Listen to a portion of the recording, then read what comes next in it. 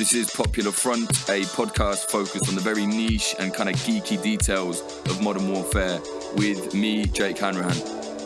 Today we're speaking to artist and activist Molly Crabapple. She's going to be speaking about the raids taking place in Exarchia. Exarchia is the stronghold of the militant anarchists in Greece, in Athens.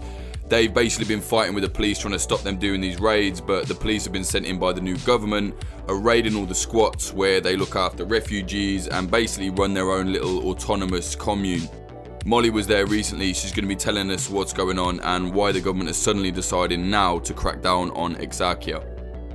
If you like what we're doing here at Popular Front and you want the bonus episodes, please support at patreon.com/popularfront.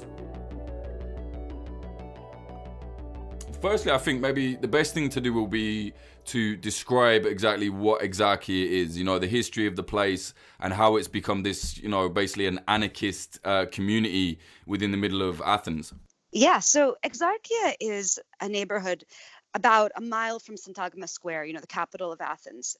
It's a neighborhood of, cafes, shops, mad graffiti, zero cops up until recently. And it's a neighborhood that's defined by its leftist anarchist history. It's the sort of place where there's a squatted park called Navarino that, anarchists basically came in with, sled jackhammers and tore up the pavement and planted gardens, right? It's the sort of place where you see graffiti in English, Greek, and Arabic that says, Greeks and foreigners, we live together, we work together, and we beat up Nazis together.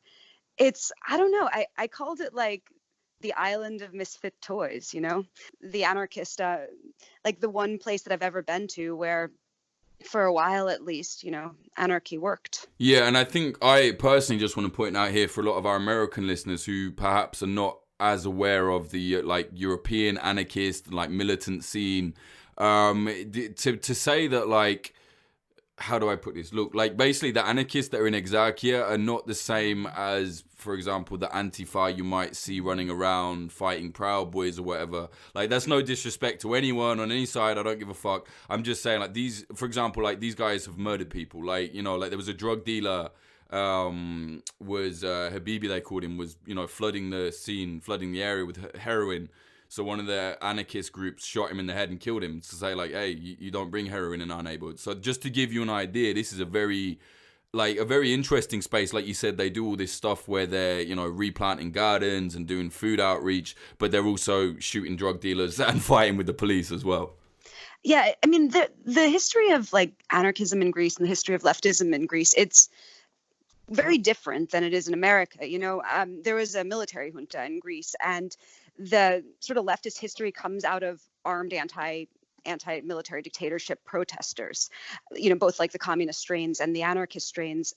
And, whether or not groups are actually armed, because most anarchist groups are not actually armed, there's still an idea that there's, this history of really militant action. The thing about Exarchia that is kind of, for me, so fascinating, though, is Exarchia is both a place that, yeah, there are really militant anarchists that if you came into that neighborhood and you were a fascist or you were perhaps were a drug dealer at a certain point, though there's plenty of drug dealers there. Yeah, but, there is now. Yeah, I know. Unfortunately, there is now. But in general, it's there's a very militant anarchist presence that will beat people up. But on the other hand, I'm also a tiny person, and I hang out in Exarchia all the time, eating delicious food at delightful cafes. Yeah, me, when I'm there, they want to punch you in the head because I don't like journalists. But when I've not got a camera, it's a fucking fun place to be, it's a nice place, good food, all independent businesses. Maybe you can talk a little bit about the history of, the situation with the Polytechnic and all of that that's kind of right in the center. Yeah, sure. So part of what makes Exarchia Exarchia is the Polytechnic University is 5-minute walk from Exarchia Square. And it is this totally graffiti bedecked university where, the group Ravinikos took over an office for a while. The Ravinikos is a leftist group that does pretty lunatic pranks. And how would you describe it like that, Jake? I feel like you can't say Ravinicos. It's not like what would you call it? Yeah, I mean, I think that's fine. Yeah, I mean, that makes sense to me. Yeah. Yeah. Like they throw like red paint on the Russian embassy. But anyway, so it's this university that's completely covered in graffiti. Has various parts of it that are squatted. Has crazy concerts there. And this university has been kind of a hotbed of leftist politics since 1973, when there was a student uprising against the military dictatorship, and they actually like brought in, tanks there. And that uprising was something that helped bring down the dictatorship. And, ever since then, Exarchia has been the center for this type of resistance. Right. So for years, the anarchists have basically had control over their area. We've both been there. It's mad. The police kind of are just on the outskirts. They don't really come in unless it's to fight with the anarchists, who obviously fight with them and what have you. But what's happening now? You wrote this piece for the New Yorker recently where there were raids going on. Airbnb is trying to gentrify the whole place. Basically, Exarchia is under threat. What's going on? So there's three different dynamics that are going on. The first is that anywhere in the world, if you have a gorgeous graffiti-bedecked, artist-filled neighborhood with lots of cool cafes and bookstores, what happens? It gets gentrified immediately. And Exarchia has been getting progressively more hipster and expensive. There's like a CBD store near the square now. There's a huge sort of influx of Airbnbs and a lot of community resistance to that. Lots of Airbnb tourist fuck off graffiti everywhere. So you had that sort of thing. Like a lot of my friends, couldn't rent in Exarchia because it's too expensive now. Then the other thing that happened, and this has happened with a lot of anarchist places around the world, is that very often when you don't have cops in a place, you have a lot of drug dealers. And so the square in Exarchia has increasingly just been filled with drug dealers from all around the world, making it it's not necessarily a dangerous place to go through, but it's not a cool place to go through. It's definitely a place you would get hassled and people would be constantly trying to foist some cheap crap coke on you. I was there about 2 years ago, and there was definitely certain areas where it's very heavy. It was like, boss, you want coke, heroin? No, mate, fuck off. Do you know what I mean? It was everywhere on every corner. Exactly. Especially, like me, if I would go through the square, everyone would be hassling me at night, and that's not cool at all. And if you stayed at the hotel near the square, you would, hear people fighting at 3 a.m. And the anarchists really tried to stop this. As you said, there was a guy who was murdered. There were also raids on places where drug dealers hung out. There were people beaten up. There anarchists were even at one point kind of trying to search people's bags. But this sort of increased, drug presence in the square, it gave an excuse for the new government to crack down on Exarchia. As a bit of backstory, last summer, the previous Syriza government called snap elections and they got their asses completely kicked.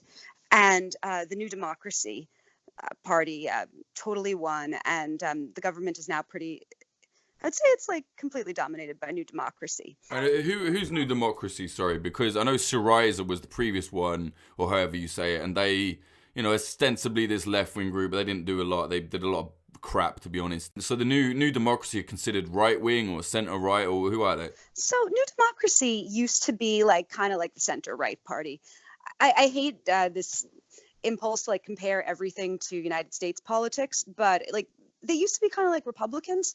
But with the neo-Nazi party Golden Dawn getting completely crushed after they murdered a Greek guy, once that happened and that party was totally crushed, the overflow of Nazis kind of glommed onto New Democracy, and there are ministers in the New Democracy government right now who are not center-right. They are hard right figures that used to beat up leftist students and chase them with axes, and who used to run anti-Semitic publishing houses. So it's I would say that it's a hard right-wing government, but one that wears suits and speaks with good grammar. Right, and I think we should point out here as well, when we're saying Golden Dawn neo-Nazi, they are neo-Nazi. This is serious. They fucking murdered people with Pavlos, right? That's who you're talking about, the rapper.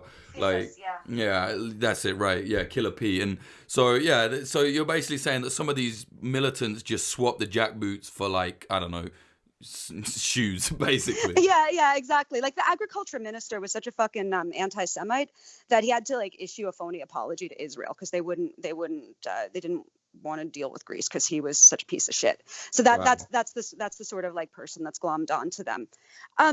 Also, the New Democracy government, it's like pretty dominated by several families. One of them is the Mitsotakis family.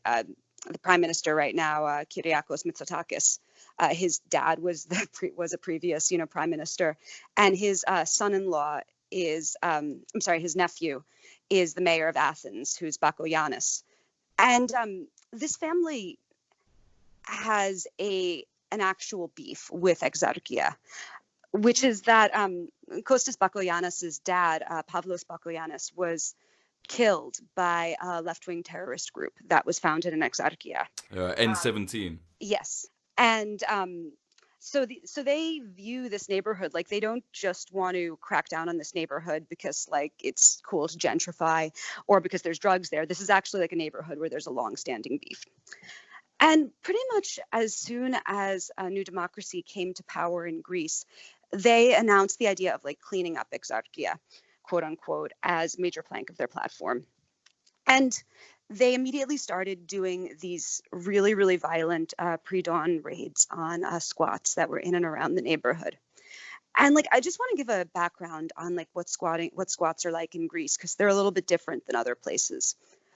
Greece has like a really, old, good squatting movement. Some of the places are like really, really nice and you would like want nothing but to party in them, and they have like really cool circus shows. Some of them are not cool, but they just have like, a tradition of doing these squats. Squats that you'll see in this country, people will stay there for a few weeks and they're just shithole. Like, these are not that kind of squats. These are just places that have been turned into people's homes that just so happen to have been appropriated from wherever. They're not asking, they're taking the buildings. Like, they're beautiful, some of them. They look like the nicest front room you can imagine. You know what I mean? Oh my God, they're fucking paradises. Yeah. And there's like squatted theaters. The last time I was there, I saw this like gorgeous, cabaret show with these like beautiful female singers. I mean, these places, they're amazing, right? And then in 2015, after there started to be the mass arrival of refugees, the squatting movement started taking over buildings and creating homes for refugees in them. There were like a number of really well-known places. The first squat was the Notara 26 squat, but probably the best one was a place called City Plaza. And City Plaza, it was this hotel where the owner had been completely bankrupt and she had like stiffed her workers on their back wages. And so the workers got in touch with some migrant activists. They broke open the locks together and they turned this hotel that had been closed into a home for hundreds of refugee families. And City Plaza was amazing. I mean, they had like a kitchen that was like run by old Afghan ladies, and it was like delicious. They had a clinic. The kids were all in school. The kids all got vaccinated. And most importantly, like people had homes that were dignified. The camps in Greece, in my opinion, are worse than anything that I've seen in like Iraq. Especially on the islands, like the level of just like squalor and the refugee camp. Yeah, the refugee camps. Yeah, I've heard this from loads of people have said the same thing. I snuck in to the camp in Samos in 2016 when it was way better than it is now, and it was so crowded that you just had people sleeping rough outside. This place where it snows in the winter, it's horrible. So instead of people being stuck in this like literal hell, people were staying in hotel rooms with their families. It was also a place that was interesting because it had a really hardcore behavioral code. So if you were like sexist or, said racial slurs to people or like sexually harassed people or like beat your wife, you were out of there. And I think that was something really important to making it like the really nice place it was. It's a place that I hung out a fair amount of time in. Yeah, I think we should say as well, like, it sounds like we're fucking like, the tourist board for Exarchia, but it's not even that. I think the point is people really need to understand this place worked. Like, sure, there was a lot of bad elements, blah, blah, but like this was not just, hey, we're some mad anarchists, smash the wall, here's an abandoned shelter to live in. It's like, no, this was an actual community. Like you said, they were doing, unofficial governments, not, outside of the government. They were doing unofficial schools. The people were eating well, they're living well, and there were rules, right? It's like, this isn't, people always get this stupid idea, like, well, anarchism, what's that anarchy? Like, no, it's not the definition of the word anarchy. Like, there were rules. You can't just come in and do what you want. Like, people had to respect the way things were going. Exactly. I mean, it was a place that, in defiance of everything, people from really different backgrounds, people that were poor, people that were like really traumatized, that had been through some shit, people who might not even, speak the same language, right, had found a way to live together and to make something beautiful together. And for me, that's why I always supported Exarchia. And also, these were people who are, there isn't like some wonderful, like, big daddy state that's going to take care of people, right, and provide refugees with a lovely place to stay. Greece is a country that has been just like pounded by the EU and pounded by austerity. It's a country where, like, at the end of the month, you see old people begging because their pensions are too small.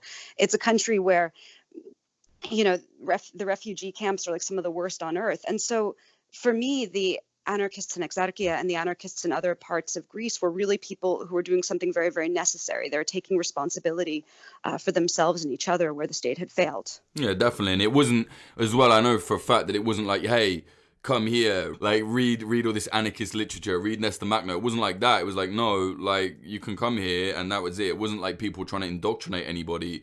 All different kind of political ideologies were there, but it was run by the anarchists. Exactly. So tell us more about these raids. How did these start, and what exactly do the raids entail? I know you met some people that were taken away in them. The raids started this past summer. There have been like a few raids under the Syriza government. Like, so Syriza did not do a good job, but I think that their sins were largely through being ineffectual rather than being malicious. But there had been a few raids under them, but mostly they had kind of just looked the other way. And even a few places, they like let them have power and water, right? But in the summer, what they started doing was they started going into these squats. And remember, these are places where like families live and like kids, right? So they go into these squats, they bust in like before dawn, they stick guns in people's faces, they load them all onto a bus, they throw out all of their things. Like, there was an Afghan dude I met, Walid, who told me he like heard them breaking down the door, and so he fled out the window and he hid because he didn't have papers. And he told me that all his money that he had left in the room was gone. His laptop was destroyed. He lost all his clothing. I mean, these are people, these people live in these squats for years, right? These are people's homes. And so they threw out everyone's stuff. They loaded everyone that they caught who wasn't able to flee into buses. They stuck them in a police station. People who didn't have papers, and didn't have like what they would consider a legit asylum claim, they would stick them into detention centers. People who, were like a Syrian person, for instance, maybe an Afghan, they would stick them into these camps that were really far out of the city. And these camps, I mean, just to give you an idea, there is a camp in Corinth. I wasn't able to visit it, but there's lots of pictures on social media. It was just like, the sort of tents you have at a festival, just these sort of tents in the mud. Right, for a whole family, kids, everything. Exactly. No heating, no place to get food, just in the middle of nowhere, right? Like, people were trying to, like, hitch back to Athens. So they just like totally destroyed these people's lives. And also, took the kids out of school, everything like that. And then, for people who were able to flee, right, they just ended up homeless and on the streets if they weren't lucky enough to have some, Greek friends to take them in. So what do you think is the new democracy's main goal with this? Because to me, I just think, like, no matter what you think about the refugee situation, it seems to me that they would have probably been better off just leaving them there in Exarchia and just leaving it alone. You know what I mean?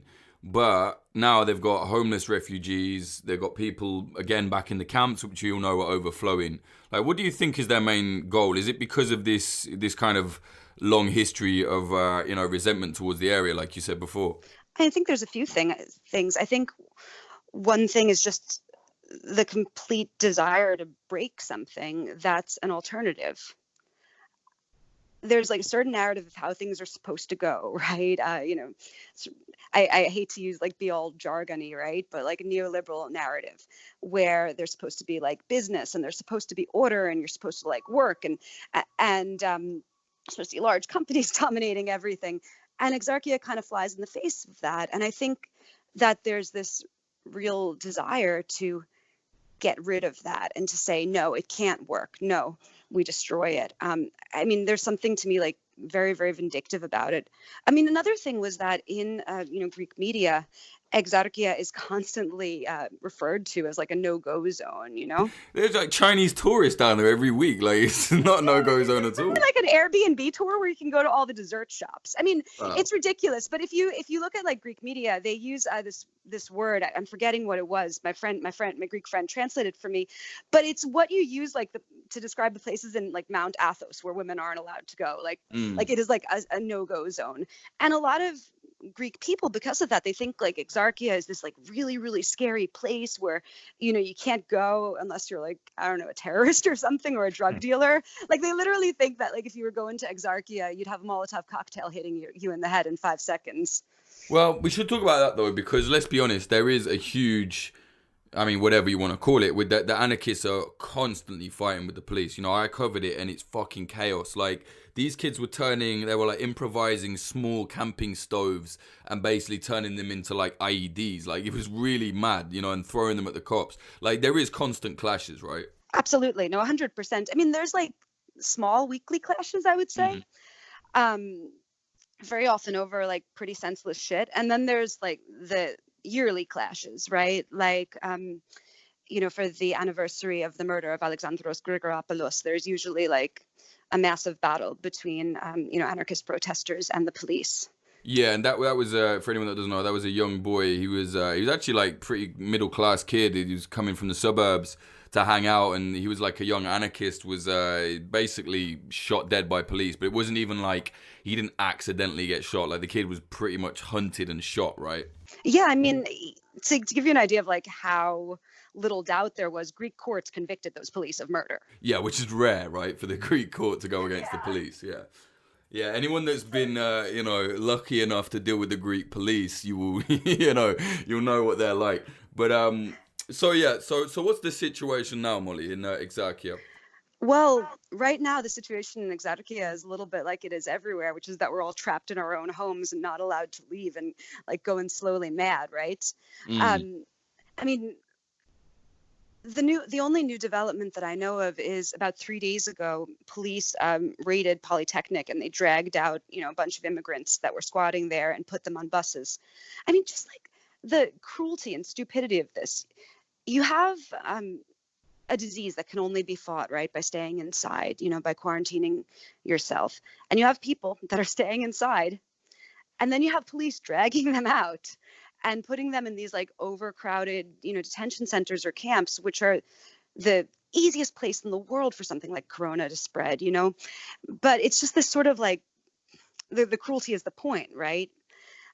And I think the thing that's really scary for a lot of activists, in Athens and frankly, like a lot of activists around the world, is that everything that we know how to do in the face of crisis involves being together, marching, meeting, just like being with your friends, right, and talking. And the virus requires us to not do any of that. It requires us all to isolate ourselves from each other. It's like solidarity at this time actually means being apart from each other, so we don't infect anyone. Yeah, it's a very, very weird situation. Like, it's unlike anything really. Do you know what I mean? Like, in our lifetimes, it's something else, man. I mean, even, talking to my grandparents, they're like, nah, never seen anything like this. It's very weird. What I'm wondering though, what are the police, the police said, what I find, it's a kind of a weird one. It's kind of ironic, but it's kind of a catch-22. So the police have said, like, the drug dealing problem is getting out of control in Exarchia. Now, I'm personally very against. I don't, I'm from an area where there's a lot of drug dealers. I fucking hate them, and I don't believe in this. Oh, they're just a product of their society. No, they prey on the most weak people and they destroy communities. So I understand the government saying like, hey, we have to get rid of them. However, the reason, from what I've understood, and I've done quite a lot of research on these groups, the reason they seem to be getting quite out of control is because the most militant anarchist groups, not just the little kids running around with Molotovs, like the militant groups like CCF and the other people who are like, shooting, they've got weapons, they've got machine guns and they're throwing grenades and stuff. Those guys kind of kept them in check. Now they're all in prison, which obviously the government can't just let them run around doing that. But now it's like it's almost perfect for the government now that the drug groups are out of control. Do you know what I mean? Like, what is the government doing then? Rather than just getting rid of these refugees. Nothing. Okay, there we go. Seriously, like you have all of these mat guys, right, in like riot gear, looking like RoboCop, standing on, circling Exarchia, hassling girls, essentially. And then you have a square where anyone can see who is the drug dealer in the square because they are the person offering you weed. There is zero to prevent those like cops from arresting drug dealers. Nothing.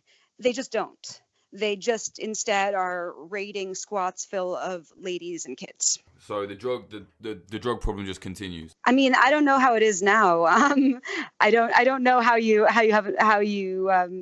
make Exarchia Square into an open air drug market with the quarantine.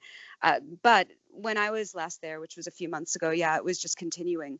I mean, they're not doing anything about it. I don't think that arresting drug dealers in Exarchia Square is a serious problem with the government. And I think if they actually wanted to, they would do something about it, but they don't. And what's the plan then with the refugees? I mean, just busing them out of Athens and then like leaving them somewhere, it seems mad.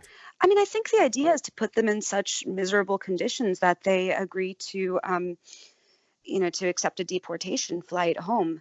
I also think... Christ. I mean, I also have always thought, and, this is my own theory. I don't have, some like signed EU document, obviously, but I've always thought that part of the EU's and Greece's motivation for having these camps be so miserable is that they want people to text their relatives and tell them like, don't come. Right. It's like a fear. Yeah, I mean, it makes sense. I mean, it's horrible, but it would work. Yeah, they're just, I mean, these camps are fucking hellish. And it's just such like a self-created problem. Like the idea of like forcing people to stay on these islands that have, very few people living on them, right? And then putting them in these living conditions where they just like, can't wash regularly, right? Where they don't have like a bed to sleep on, where it's just like so miserable, and forcing them to live there for months or years like that. It immiserates people, right? It makes them look like pathetic and sick and desperate and disgusting. It forces them into that position. And I think it makes them like almost like perfect objects of like fear and hate, So what is the public reaction to the raids on Exarchia? Because I know that a lot of people there, they might not like the clashes, but I've certainly spoke to people that are like, yeah, we really appreciate Exarchia, we love it. And I'm not even talking about leftists or anarchists, just people that like it, you know what I mean? I mean, what's the reaction? I mean, for people in the neighborhood, obviously they hate them, right? A lot of other people, though, they bought into the media narrative that Exarchia is a hellhole of drugs and depravity and Molotov cocktails. But then there were other things. Like there was another raid in another neighborhood on a squat, and the police wanted to go into like an adjoining home. And the owner of that home was a pretty well-known director, and he was like pretty center-right, actually. He wasn't, a leftist at all. But he asked the police, can you like show me a warrant before you go into my home? And the police like beat up his son. They tied up the director. They pulled his like shirt over his like head like a hood, like Abu Ghraib or something. And like tied him up, and this was like photographed and televised, and then they charged him. And that, I think, was something that really terrified people, because this guy wasn't an anarchist. He was not a young man. He was like a pretty prominent, respectable guy. And still the police did that sort of violent crap against him. Yeah, well, I mean, again, Greek police can be fucking violent, man. Why is it then, do you think, that people voted for New Democracy, like a right-wing government after having the ostensibly left-wing government of Syriza? Like, why was it? Just because Syriza was so shit, or what? I think that Syriza really failed on so many of its mandates. Syriza, they did a referendum, right, to see if they should say yes or no to, the EU bailout austerity, and people voted for them to say no, and then they crumbled. I mean, when you do something like that, like, people are going to feel really betrayed at you. I also think that, like, those camps, New Democracy did not start those camps. Syriza started those camps, and that is a horror and a failure that Syriza has to own. And but I think primarily it was Syriza's really weak, inadequate handling of the bailout and austerity. I mean, Greece has just been, like, persecuted by the EU and just financially bled dry. It's really tragic how many, like, especially, like, older, people who worked their whole lives have been reduced to, complete impoverishment. And I think people were desperate and they wanted something different. And I mean, that's what New Democracy was. Yeah, like, I really hate, I've seen people try to demonize, act like, oh, all Greeks are right wing and everyone's Golden Dawn, the New Democracy thing. It's bullshit, right? Like, it's such a demonizing way to look at it. Like you said, people are just sick of one thing, so they go for another thing. People are not stupid. They vote in favor of how their life is going to go. Yeah, I mean, I think that Syriza did something horrible to the left by failing in the way that they did. And I don't know if they could have succeeded. I don't know if the EU was just too strong, right? I'm not an economist. I won't pretend that I know, like, exactly, like, the economic way to deal with, the EU. But the betrayal that people felt, I mean, is so real. And no, Greeks are some of the best people I ever met in my life. Anyone who says all Greek people are Nazis is a fucking jackass and never been there. Yeah, no, definitely. I love it. Absolutely love it there, man. As well, I think that Syriza's problem with, they were very pally with, like, N17 people. We mentioned this very hardcore leftist militant group from, the 80s? Yeah. Yeah, like, they were quite pally with them, right? They let a few people out. I don't know, it just seemed to rub people up the wrong way. I mean, N17, they kill, like, 23 people? I forget how many. I would be bloviating if I said that I knew the details about anything with Syriza and N17.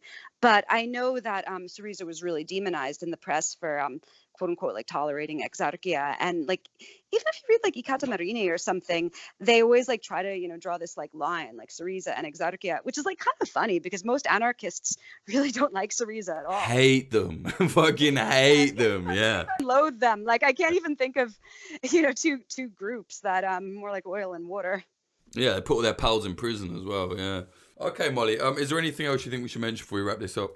I guess what I want to say about, Exarchia, and again, I always sound like slightly like a dozy romantic when I talk about it, but, sometimes when everything is failing, right? When there's no fucking money, when, a lot of people are being driven from their homes by war, when there's just, like, a lot of really, like, broke, traumatized, uprooted people, things like this where people are trying to build the world themselves with their own hands, they're worth supporting and they're worth fighting for, even if they have a lot of flaws and even if there's a lot of, idiocy sometimes. So I guess, like, my hope is just that after we're finally allowed to emerge from our houses and, go back into the world and see each other, I hope that Exarchia can, still be alive. Yeah, no, definitely. I do as well. I mean, no matter what you think politically, it's one of the most fascinating places I've ever been to. And by and large, it does work. There's a lot of it that definitely does work.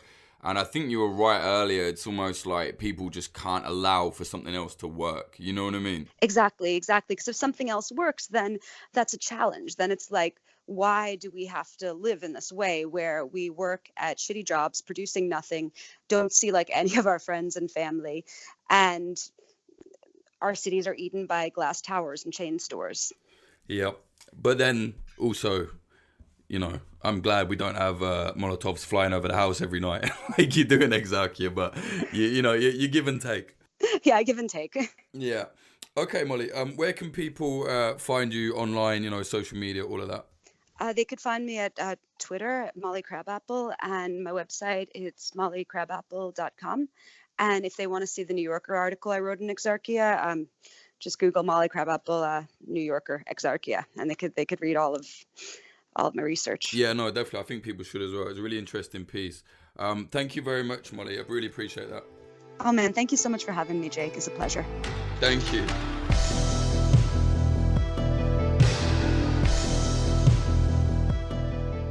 That was Molly Crabapple talking about the raids on Exarchia, the anarchist stronghold in Athens. Do check Molly out. She's a very talented artist. She's got a lot going on, very interesting. If you like what we're doing here at Popular Front, please do consider supporting us. There's loads of bonus episodes. I think we've done like 52 now. There's 2 to 3 bonus episodes every single month.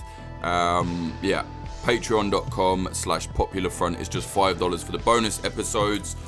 We really need all the support we can get in these weird times of coronavirus. Everybody does, definitely. So yeah, patreon.com/popularfront. And shout out to the Discord as well. Like, watch this gang. There's a massive community we have, and everyone is being very supportive whilst on lockdown and going through all this madness. It's really nice to see. This episode was sponsored by thedefensepost.com, defense with an S. Go there for regular updates on the world in conflict. Also sponsored by Oracle Coffee Shop in Portland, Oregon, USA. They're an independent coffee shop selling only fair trade products. Go and see them at 3875 Southwest Bond Avenue, 97239. Tell them Popular Front sent you. They are open, I think, right now. They might be closed, actually, due to coronavirus. But they have been supporting their staff. They're not one of these bullshit corporates where it's like, yeah, see you later. Now you die because you can't make any money. Now you lose your house. I know I've spoken to the owner, and they're supporting their staff through all of this, which is excellent, very commendable. Also, this episode is sponsored by Black Triangle. They're an independent coffee. No, they're not. They're an independent company manufacturing their own low-key self-defense tools.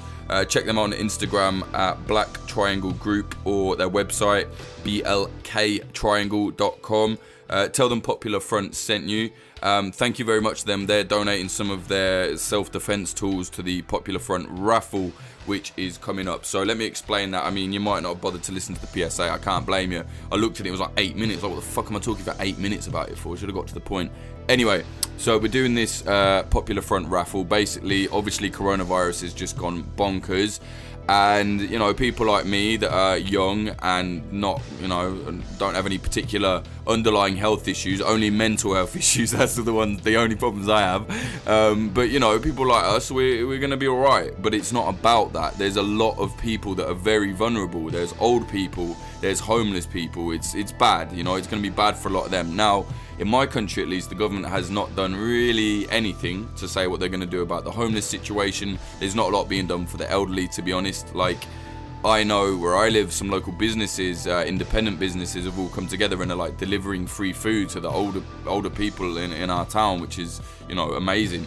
But the government really needs to already be stepping in, and they're not. So, I mean, we can't do a lot, but I feel like the Popular Front ethos of like helping each other out, not being twats, I thought let's try and help. So we're getting loads of cool shit together. A lot of people that are related to Popular Front, you know, in our kind of network, what have you, are donating cool shit. So like I said, Black Triangle is giving us some of their tools. We've got the drummer from Fall Out Boy, absolute top lad. Thank you very much. He is Hurley. He is sending a signed symbol. So, you know, Fall Out Boy drummer signed symbol, like, that's cool as fuck. That's going to be in the raffle. Loads of the propaganda posters from Propagandopolis. You might know him from Instagram.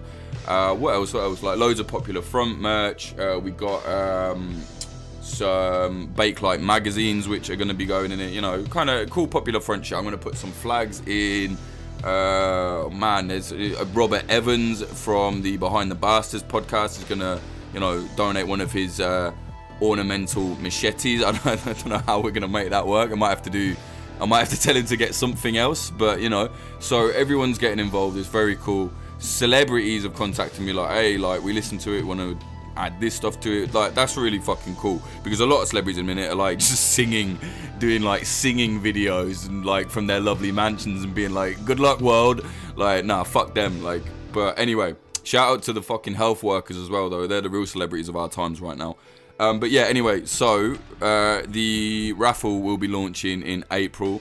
I've said on the PSA, but if you couldn't bother to listen to it, like I said, don't blame you. Just email patrick@hanrahan.tv with pictures if you have anything you want to add to the raffle. Please don't direct message me, mate. I can't. I don't look at half of that. I just can't, man, because I'd never get any work done. Not being a dickhead, but do you know what I mean? Like, please just send it to that email. It will be sorted by someone. But yeah, if you've got any cool shit you want to add to the raffle, there's a lot of photojournalists have added like prints, all sorts of cool shit. So just let us know. Like I said, it has to all be sorted by April. But in April we'll be launching this raffle. Oh fuck me, I didn't even mean to cheat. I'm an arsehole. So once everyone has entered the raffle and all the money is gathered, someone will win. It will be totally random. Someone will win all of this cool stuff. And all of the money, 100% of the money, will be donated to homeless charities trying to help with the COVID-19 coronavirus outbreak, and also to charities that are helping, lonely, elderly people. Because, like I said, the most vulnerable people right now. Let's do something cool. Let's do something nice for people. Why not? Fuck it. It's not a lot of effort. Let's just do it. I think everyone should be trying to do something. So that's what we're gonna do. Anyway. Anyway, as usual, follow us on Instagram. A lot of the announcements will come there. So, instagram.com/popular.front. YouTube, watch all our docs whilst you're on lockdown. youtube.com/popularfront. Or now if you go to www.popularfront.tv, you'll get, it's just a redirect. It will eventually have a proper website. I was planning on doing all that this year, like Popular Front TV, lots more docs. But Corona has fucked everything. All the plans are down the pan. A lot of money lost. Don't worry, keep it moving. It's a fucking nightmare. But anyway, yeah, popularfront.tv. Right now, it will just redirect you to the website. If all this stuff gets handled, there will be like a proper series. There will be like Popular Front doc series. But in the meantime, it's just the ones we've got on the YouTube. Twitter, twitter.com/popularfrontco, and my Twitter is Jake_Hanrahan, HANRAHAN. Bit weird at the minute because people are like asking me stuff about Corona, and I'm like, mate, honestly, like, I'm not the guy to ask, I'll be honest with you, because I don't know fuck all about medical stuff. I've been reading every day about all of this, including reading the conspiracy theories. I think it's important to do that because you need to see where people's heads are at, because unfortunately a lot of people are susceptible to conspiracy theories. So my point is, please do not send me that video of tanks being, or APCs being escorted somewhere on the M25 in the UK and go, Jake, is this real? Mate, it's not real. Relax, okay? It's not real. I know it's like scary times, but just relax. Everything's like, moving at a steady pace, I think. The virus is obviously out of control, but don't need to panic yet. Don't panic.